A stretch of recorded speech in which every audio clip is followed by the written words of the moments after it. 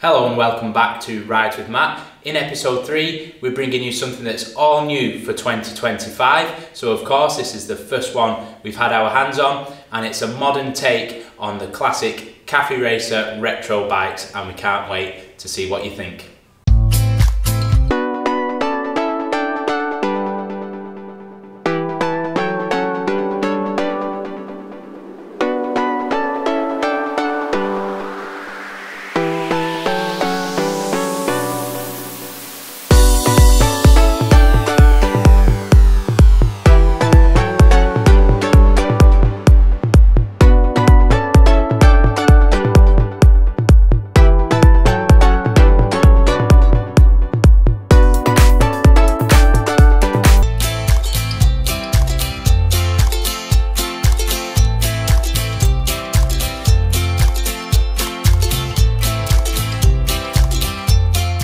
So here it is, the all new BMW R12S.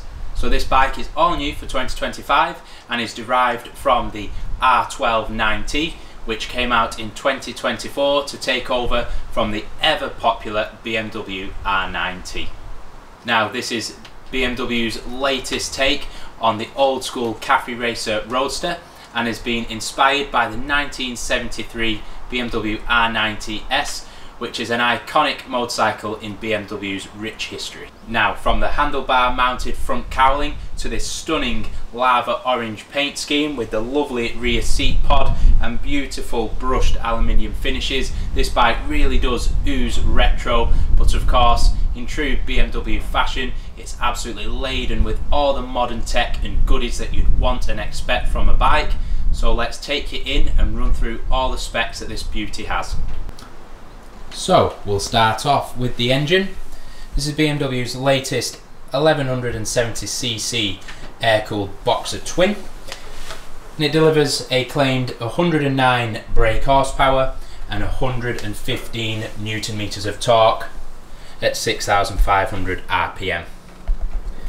This is controlled by the ride-by-wire throttle, which has been said to have been improved to make it less twitchy. Obviously meets the new Euro 5 Plus compliancy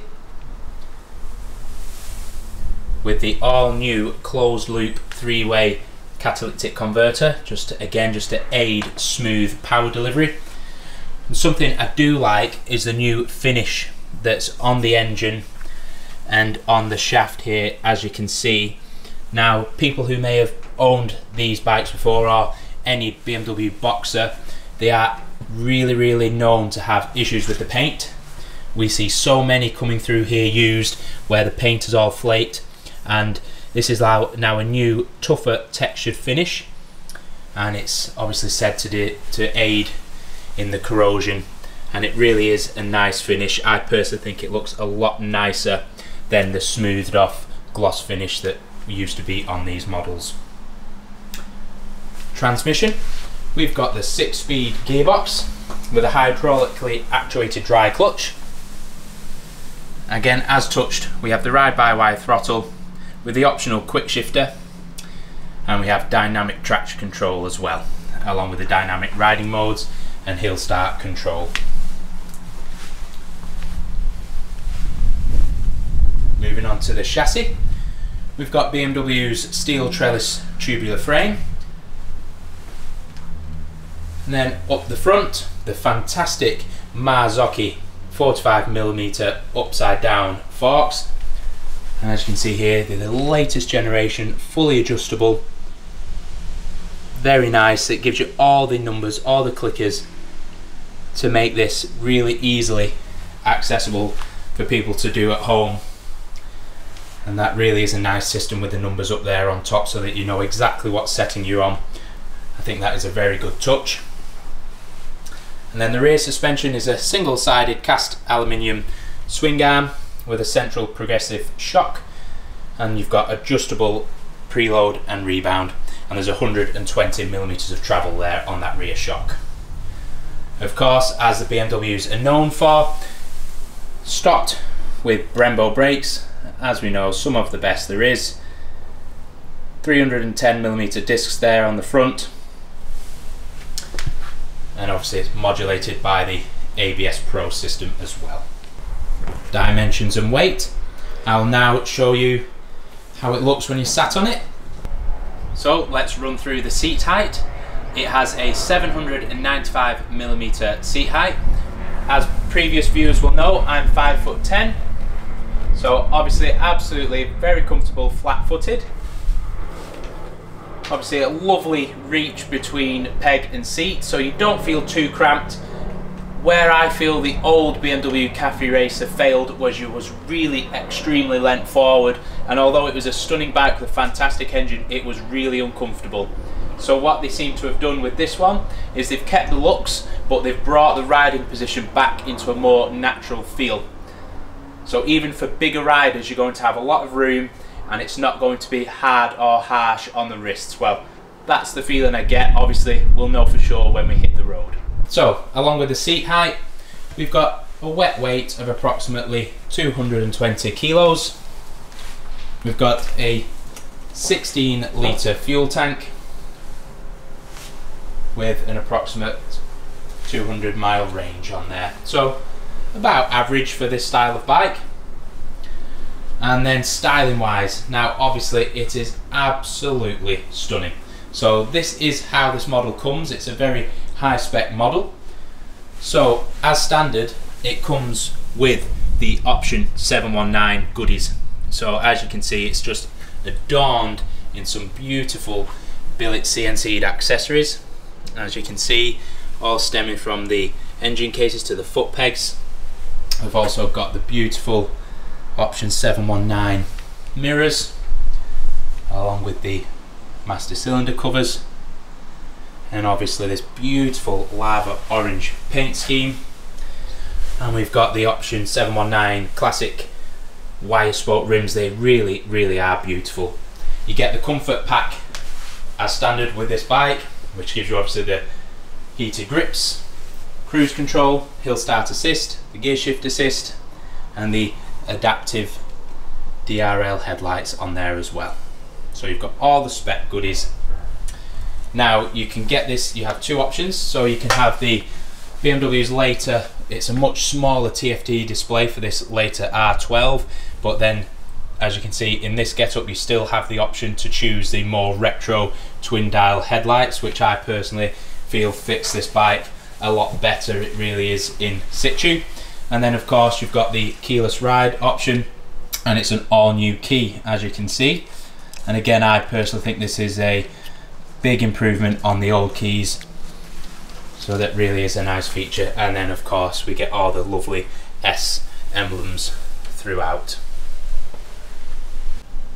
Get the lovely rear seat pod, just keeping that lovely retro Cafe Racer style with a nice tailpiece. And then down on this side we've got the nice twin shooter exhausts, and then obviously the lovely 719 billet levers and the beautiful front cowling. I must say this really is a stunning bike. I think anyone with that Cafe Racer passion will be really impressed when you see these in the flesh. Time for a quick sound check.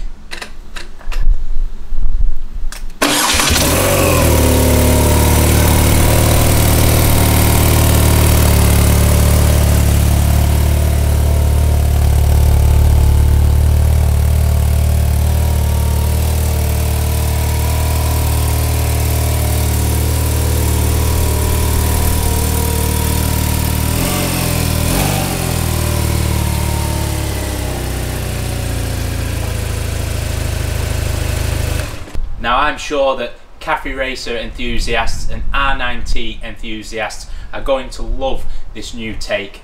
Now let's hit the road and see if it lives up to expectation. So, off on the road on this beautiful R12S. Quick disclaimer, this is actually a couple of days after I shot that intro, because as soon as I'd finished the intro, the heavens opened, and it would be such a shame to take this beautiful bike out in the rain, so we just waited a couple of days.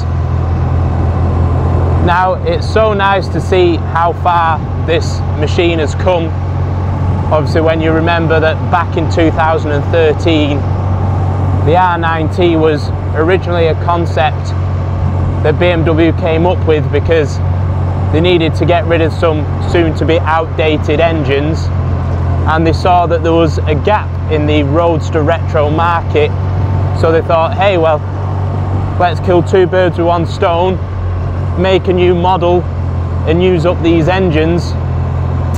I don't think anyone realised how popular it was going to be, and the model's gone from strength to strength, and of course we are now in this new generation, which is the R12, which is what this bike is derived from. Now obviously, as you can imagine, over the years I have sold a lot of the nineT variants, so I have ridden a lot of those bikes, and straight away you know that you're still on that style of bike. It has that same feeling to it straight away, but obviously you can feel that it's new. You can feel that newness. It feels slightly more refined than that earlier generation. One thing that I always used to find with the earlier BMs with the electronic ride-by-wire throttle is that it was very twitchy. So first thing that I've noticed on this, it's not quite as bad. Obviously you still lack the feel from a conventional cable throttle, but at the same time you do get nice smooth application. Now again, I touched on this in that intro, but the original nineT Racer was an absolutely stunning bike, but you just couldn't ride it. It was one of the most uncomfortable motorcycles I think that's ever been made. Even for myself, I'm not the biggest of frames, but even myself, you just couldn't get yourself onto that bike. Whereas this new generation machine, you still have those stunning Roadster cafe racer style looks, however it is really comfortable.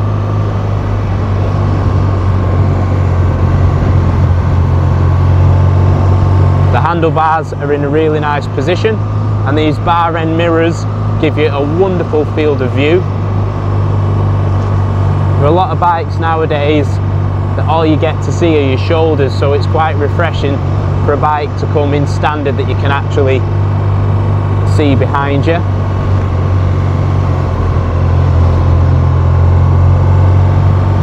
Now obviously, as you can see, there's only 14 miles on the clock, so it really is a brand new machine, so I'm just going to take it steady.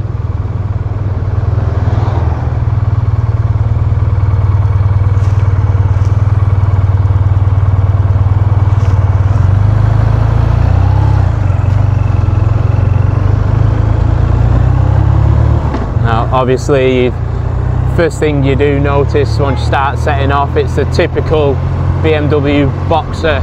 You can feel the clunk of the shaft, and they really are a clunky gearbox, and you can feel the rumble and the vibration of the engine. Even now, this is one of the later generations that I've ridden, so you'd think it would be refined, but it's still there. However, it obviously gives you a lot of character, and that is what the draw to a lot of these bikes are. So you don't want to have a bike that is too boring, too mundane. You do like to have a bit of character, and these Boxer engines really do have character, but you just have to appreciate that with character there is a little bit of clunkiness, but it has a really nice throaty grumble to it.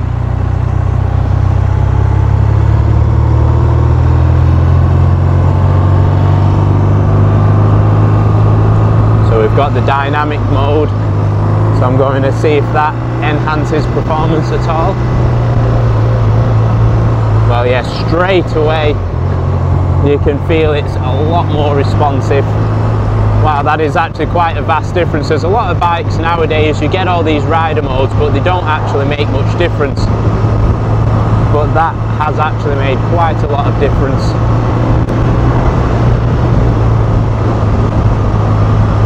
Although what it does bring is a much snatchier throttle, but the power's lovely.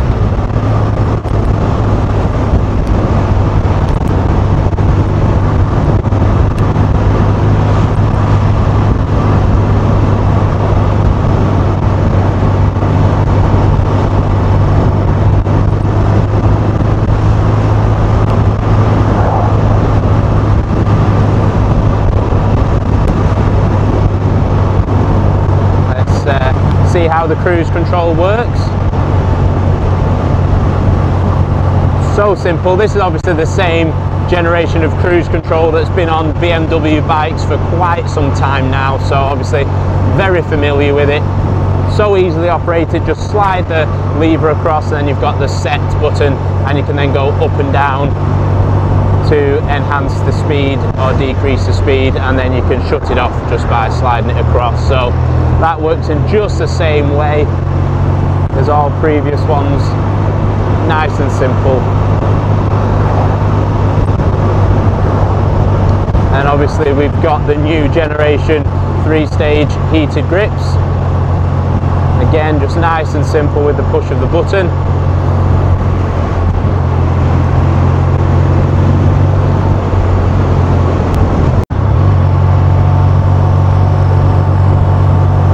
I'm going to put it back in road mode.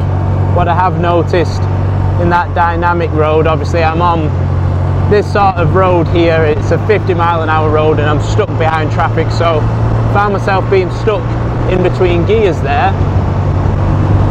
I think this road mode, although you've not quite got as much power, it's a lot smoother. You can carry the gears longer so you're not stuck between gears. That's my initial feeling. Road mode is probably a lot more placid. Now I think if I was to be on an open road with no vehicles in front of me, that's probably when dynamic mode would come into its own. See, but now I could carry that in 4th gear, whereas before in dynamic I'd have needed to have gone down, so that's just smoothing the ride out slightly.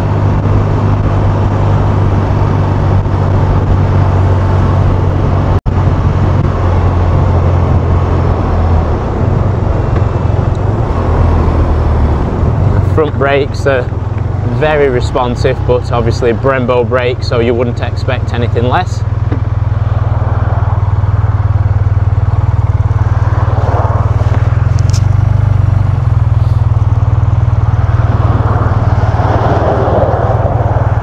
Obviously you come to a stop, it is lovely and low to the ground, so it's nice and comfortable.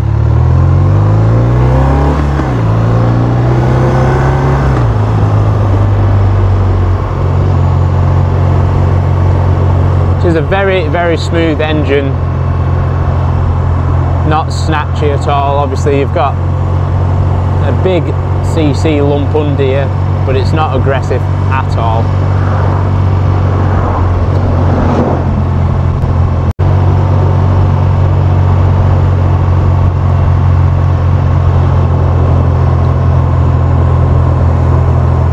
Obviously we're currently in the summer holidays at the time that I did this video, so a lot more traffic on the road, people just ambling around. So I'm not quite able to get a nice clear run at the minute.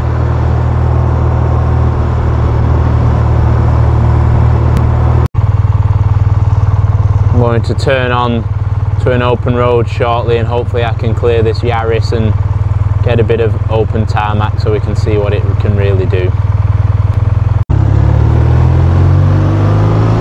Okay, so we have got a bit of open tarmac. So I think what we're going to do now, put it back into dynamic. That's one thing I will note, that where that mode button is placed, especially for me with my bad hands after I've broke my hands, I can't really push it whilst operating the throttle, so you do actually have to use your left hand to alter the buttons. Now I'm sure if you've got bigger hands than me you might be okay, but that's just something that I found. You really do have to reach across with your left hand to operate the modes.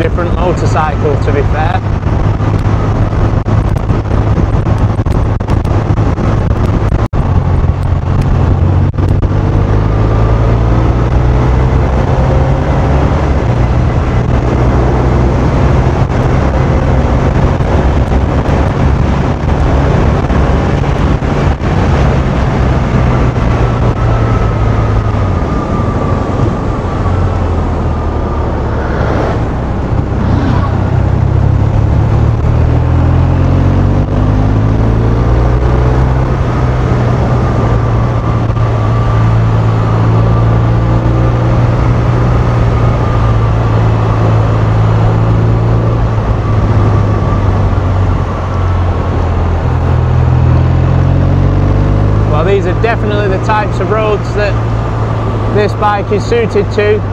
Absolutely just transforming my riding experience as soon as I've got onto these roads. Handles extremely well. You really can chuck it in.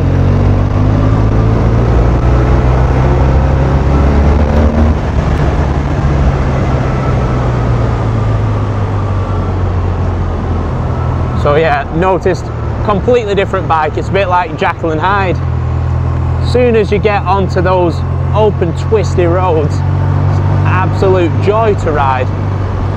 Earlier in my ride, when I was stuck in traffic, it was really jolty. However, as soon as I've got onto those open roads, different thing. That's exactly what this bike is designed to do. So we've got a bit of open tarmac again. So we really are struggling with the traffic today, but some lovely open roads again. I'm about 30 minutes into this ride. The seat is extremely comfortable. It's not harsh on the wrists.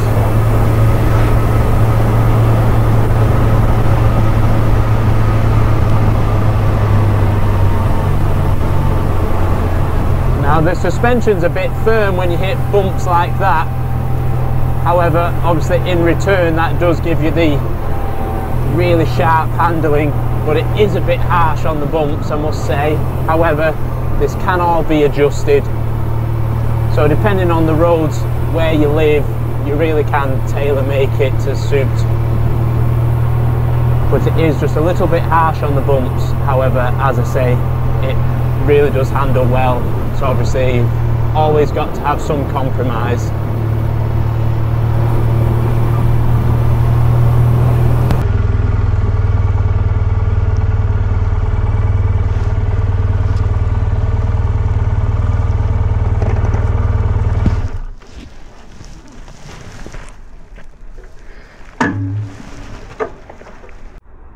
So just a quick mid-ride debrief. We're about, I don't know, 45 minutes into the ride. First things we notice, it's actually, for a Roadster cafe racer style bike, it is very comfortable. Obviously a little bit harsher than some, but it is still a very comfortable machine. Now, its predecessor, the original nineT racer, was virtually unrideable. I know in the shop we really struggled to sell those bikes just because they were that uncomfortable. You barely could ride them. So this is a real transformation as far as that's concerned. Obviously a stunning looking bike. I will admit we're really struggling with traffic today, so I'm struggling to get it fully opened up and see what its true capabilities are. Obviously some holidays, the kids are off. Obviously there's loads of parents just ambling around on the roads trying to find something to do, so really is struggling to get it opened up. However, what I will say is, when you are stuck in traffic, the road mode's got to be the one, because in dynamic it really is snatchy, but then when you do get on the open roads, the dynamic does help a lot. It really opens it up, and it pulls really well. On those tight twisty bends it handles, you really can throw it in, but then, as I alluded to during the ride, what that does in return is it is a bit harsh over the bumpy roads, but obviously there's always got to be some give and take. Front brakes are brilliant, obviously Brembos. I can't stop looking at the bike though as well. Just as soon as I've stopped and I've just looked at it, really is a stunning bike. So what I'm going to do now is try and head back to base, a bit more rural way, and hopefully we can have a bit of fun with some less traffic. Right, back on the road. Hopefully we can get a clear run without traffic.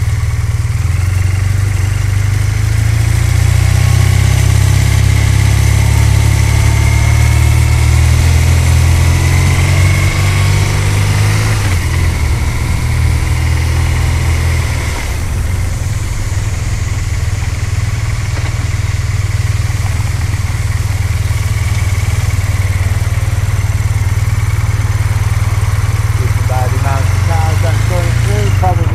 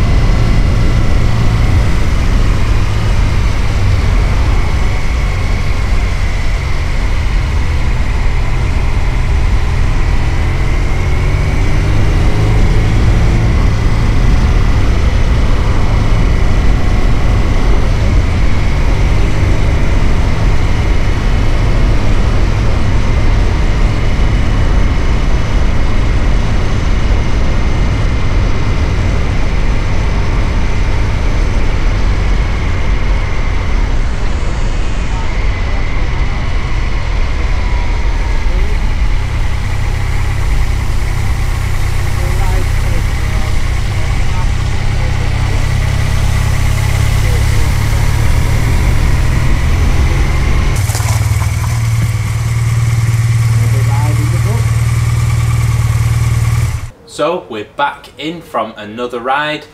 We've dodged the weather, but unfortunately I wasn't able to dodge the traffic. Not quite been able to unlock this bike's full potential because by gosh, that's got to be one of the busiest road tests I've ever done in my life. Obviously the school holidays, kids are off and there's just people everywhere. However, we've got a good gist of what this bike is. So obviously looks aside, because it really is a truly stunning bike, but looks aside, how does it ride? Now obviously regular viewers of the channel will know that my go-to motorcycle is an adventure style bike. So these aren't usually the sort of bikes that I ride. However, it was nice and enjoyable. Obviously I touched on it during the video. From its predecessor, it's night and day different. The original nineT Racer was one of the most uncomfortable motorcycles on the planet, one of the most uncomfortable bikes that I've ever ridden. But this, nothing like that at all. It really is a nice, comfortable ride. The seat is full gel padding and it really is comfortable. Obviously, although you've got this Roadster retro racer look, it's not harsh at all. The rider triangle is nice. I was out for over an hour. My knees aren't aching, my shoulders aren't aching, my wrists aren't aching, which usually on this style of bike you do get a bit of ache in the joints, but really is nice. Now obviously I just tried to stick to the roads that this bike is made for. Okay, if you went hurtling up the motorway, you're going to get a bit of buffeting. It's going to feel a little bit uncomfortable, but that's not really what this bike is designed for. Get this on the twisty roads, put it in dynamic mode, and it really is a joy to ride. That is where this bike comes into its own. So on those country roads, it really handled well. You could throw it into the corner, it inspires confidence. The suspension is fantastic, it really does handle those turns well. But on the flip side to that, as I did mention in the video, when you are just in traffic and you hit some of the potholes and some of the bumps, it really is quite harsh and unforgiving. But of course you can't have one without the other, and because the suspension is a bit firmer, it handles well, but you do notice it a bit on the bumps. However, you do have a lot of adjustment up here, so it is something you could tweak and make, but that is just one thing that I noted. The gearbox is lovely. Obviously these boxer engines with the shafts are always a little bit clunky, so it still has the traditional BMW clunk when you set off, clunk when you first put it into gear, but then once you're away, really is nice. There's no false neutrals, it really does go up and down the box really well. Ride-by-wire throttle is a lot less twitchy than previous models, so that's a big improvement. Cruise control works well. Brembo brakes, unbelievable. I'll be honest with you, I barely had to use the back brake, just the front brake really is superb. One thing that I did find a bit tricky was just trying to flick through the modes. So I did touch on this during the video. When you're just tootling in traffic, road mode is the way to go. The dynamic is a little bit too harsh, a bit stuck in between gears and on or off. So the road mode does level that out a bit, but I found I was having to use my left hand to change the modes. I mean, that might just be me and the way my hands are, but it was really difficult whilst you was on the bike and riding to be able to get up and change it. I had to use my left hand. I honestly don't think I've ever noticed that on a bike before, so that's just probably one of the only critics I can really say, is that just was a bit weird. On the twisty roads, bit open roads, dynamic mode came into its own, really was superb.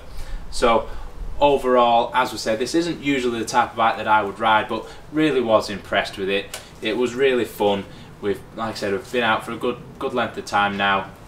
Helped bed this bike in because we set off, there was only 10 miles on the clock when we set off, so helped put some more on there. But no, it really is an enjoyable bike.